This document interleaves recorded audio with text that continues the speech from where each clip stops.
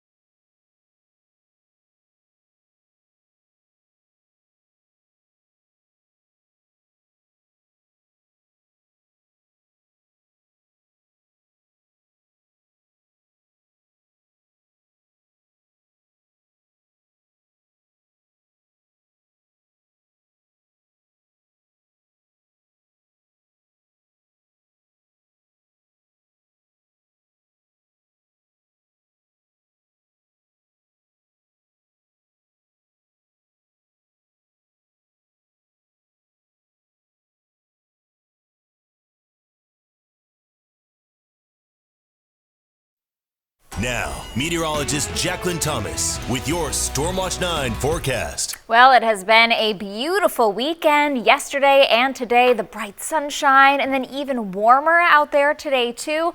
As we head into the week, we do start to see some changes, but the good news is we are going to be staying dry. So right now, if you have to head out at all this evening, if you have any plans, some towns doing trick or treat this evening, you're going to be fine. No rain in the forecast for tonight, and even as we head into Monday. A nice sky there with that sun setting as we approach the dark hours here ahead of our spooky Halloween Monday. Manchester sitting at 59 degrees right now, so temperatures have been dropping off pretty quickly here. Still a mainly clear sky, but we've got those thin high clouds streaming in overhead. Down to 54 in Laconia, 52 at the coast in Portsmouth, 54 in Keene, some 40s, Lebanon, Whitefield, Berlin sitting at 47. And the satellite and radar shows the quiet conditions that we have across the region. We're dry, a lot of dry air in place, and it's this system here to our south and west that will be increasing our clouds to start the week and eventually bringing us some showers. But high pressure has been firmly in control for us through this weekend, and that's been giving us these beautiful conditions. Tonight, lows fall back into the 30s for most spots in the state tonight, so not quite as frigid as the 20s we've seen for many spots the last couple of nights. There'll still be a few places that do drop into the 20s, especially up north. Those typically colder areas, you'll see some upper 20s there, but a frosty start for many places still early tomorrow, with clouds increasing as we head through tonight. So tomorrow we'll get a mix of sun and clouds. It's not going to be as bright as what we've seen during the days this weekend, and it's still going to be mild on Monday too. Temperatures reach the low to mid 60s across the state, so that's well above normal. The average high this time of year now only in the mid 50s, so we'll be close to 10 degrees above that in a couple of spots on Monday. So not as warm as today, but still well above average. And as we head through the day, any sunshine we get will only make it feel that much nicer.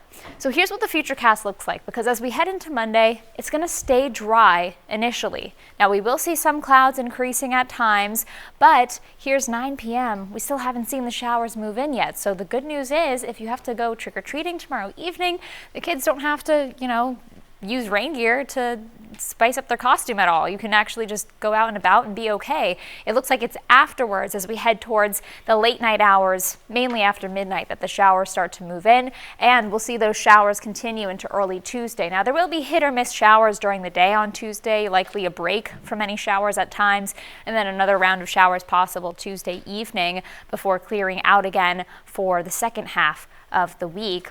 And then rain chances do increase as we head towards the weekend. So other than those early week showers, it's not until next weekend that we could see any more raindrops. So pretty dry stretch, and it stays mild.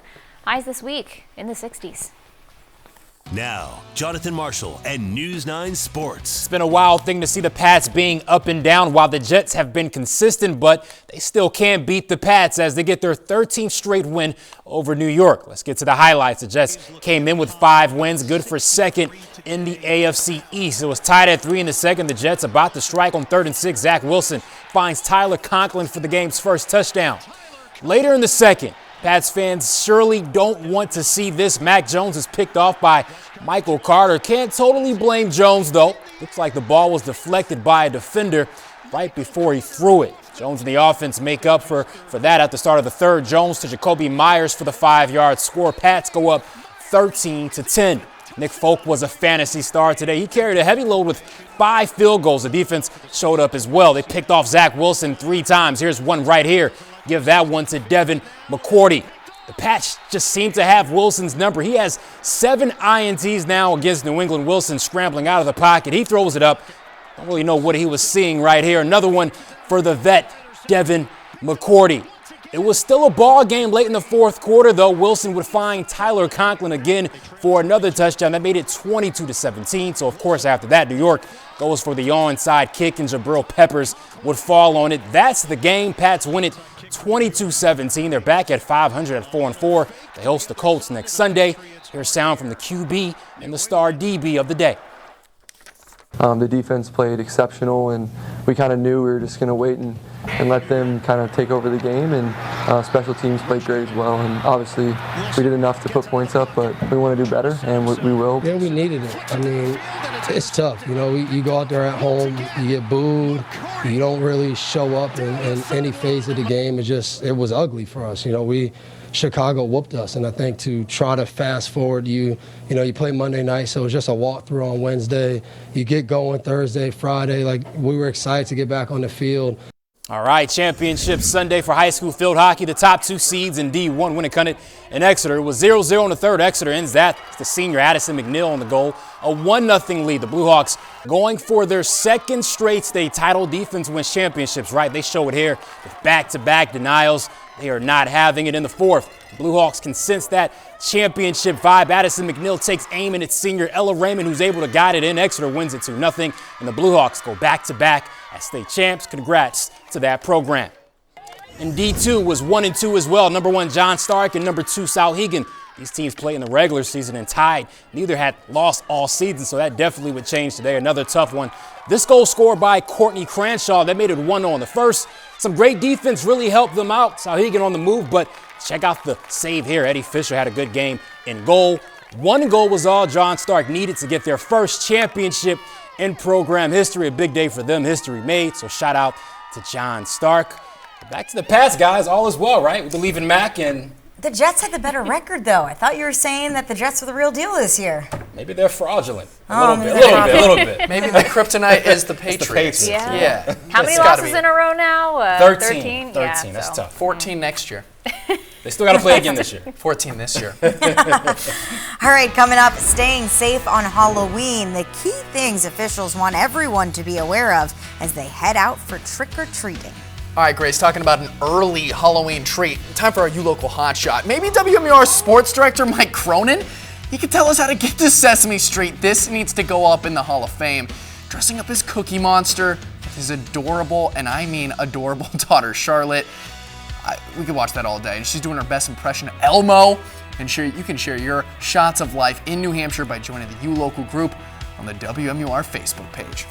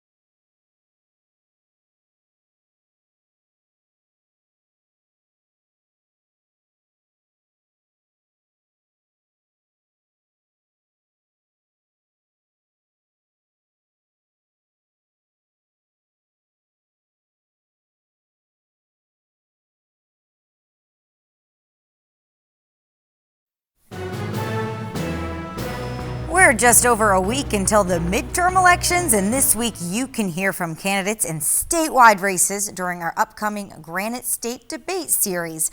The candidates for governor will face off on Tuesday, followed by the U.S. Senate candidates on Wednesday. Those vying for the 1st congressional district seat will square off Thursday, and the contenders for the 2nd district will debate on Friday. All of these debates start at 8 p.m. You can watch them live on WMUR or on our digital platforms. All right, some furry pals also got an early jump on Halloween thanks to a special treat in Jamaica Plain, Massachusetts. Yesterday, the 18th annual dog parade made its way down Center Street. That's an incredible dog costume right there. You see the dyed the hair dinosaur? blue? Yeah. That was pretty impressive. Yeah, you can also see the pups and even their owners all dressed up in their costumes. Participants say the nice weather and also help make the parade a little more enjoyable and keep things from feeling, might I say, Grace, rough. Pun intended. Pun intended. Indeed. Well, police departments throughout the state are issuing several reminders to ensure Granite Staters have a safe but scary, fun Halloween. Emphasis on the fun there. Absolutely. Police say you should trick-or-treat in well-lit areas or make sure your kid's carrying a flashlight or glow stick, and make sure costumes are the correct size to prevent trips or falls. And check your child's candy and dispose of any that is not properly wrapped. Additionally, they say drivers should be cautious of trick-or-treaters and don't ever drink and drive. Just grab a couple of Kit Kats instead. That's my way of going hard. Well, that does it for News 9. We'll see you tonight.